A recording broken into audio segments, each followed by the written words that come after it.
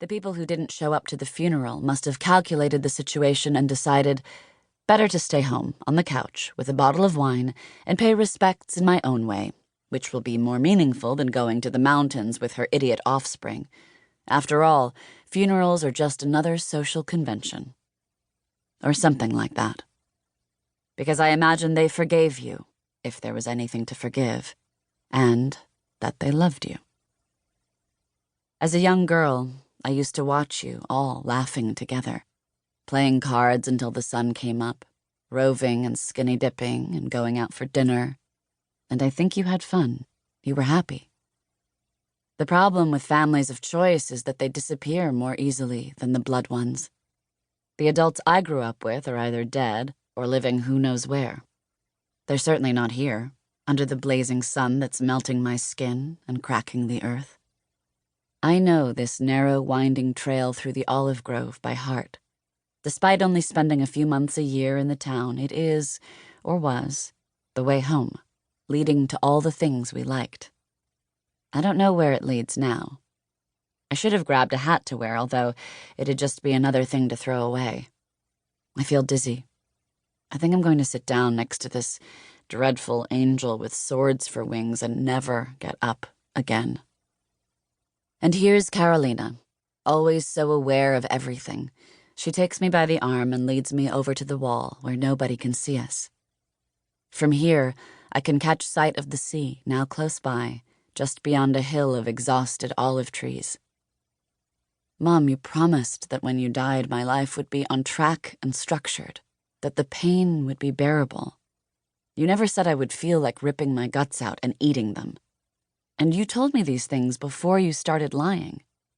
There was a moment when you, a person who never told a fib, started lying, and I don't know what sparked it. The friends who have gone out of their way to be here weren't around you much toward the end. They remember the glorious person you were 10 or 10,000 years ago. And here are my friends, Carolina, Merce, Elisa, and Sophia. Mom, in the end, we decided not to bury Patum with you. This isn't Pharaoh's Egypt, you know. I appreciate how convinced you were that her life would have no meaning without you, but if you stop to think about it, she's a big dog, and she would never have fitted in the niche. I can just imagine the two undertakers pushing her bum to squish her in, like we used to do so many times at sea to get her up the steps and onto the boat after a swim. And anyway, I'm pretty sure the whole idea of being buried with a dog, well, it's illegal. Even if she were dead, like you. Because you are dead, Mom. I've been saying that over and over for 2 days now, asking my friends again and again in case it's just some big mistake or maybe a misunderstanding. But they've assured me every time that the unthinkable has happened. Aside from the fathers of my children, there is only one interesting man here, and he's a stranger. I know, here I am on the verge of collapsing from the horror and the heat, and despite everything, my radar can still home right in on the presence of an attractive man. It must be the survival instinct kicking in. I ask myself, what are the protocols of hooking up with someone in a cemetery? I ask myself whether he'll come up to me to pay his respects. I don't think so. Coward. A handsome coward, though. But what is a coward doing at my mother's funeral? My mother, the least cowardly person I've ever known in my entire life. Maybe that girl by your side holding your hand and staring at me so adamantly and with such curiosity is your girlfriend. Isn't she a little short for you?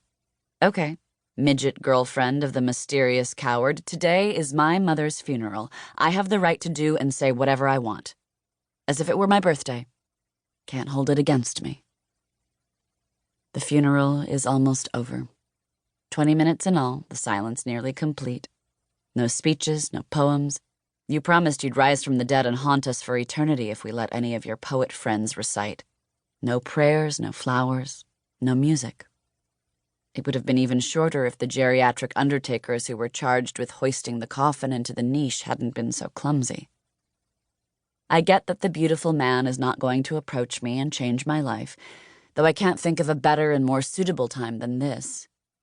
However, he could have had the decency to help the pair of fossils when the coffin almost fell to the ground.